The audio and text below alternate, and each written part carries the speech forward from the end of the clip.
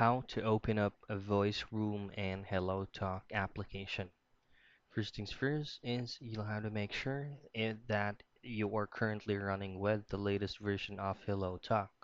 Just go ahead to your Play Store and look for Hellotalk. And from here, you'll be able to know if your Hellotalk needs an updating because there is going to be a update button that's going to be visible there. You just simply tap on update and it will automatically update by itself.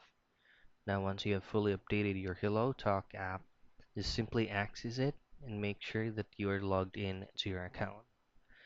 Now, for you to be able to open up a specific voice room, all you have to do is just simply tapping the voice room left side of the Me tab.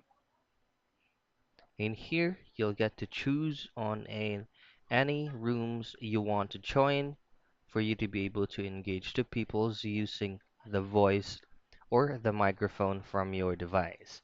So let's say, for example, let's go ahead and try to use or join Let's Practice.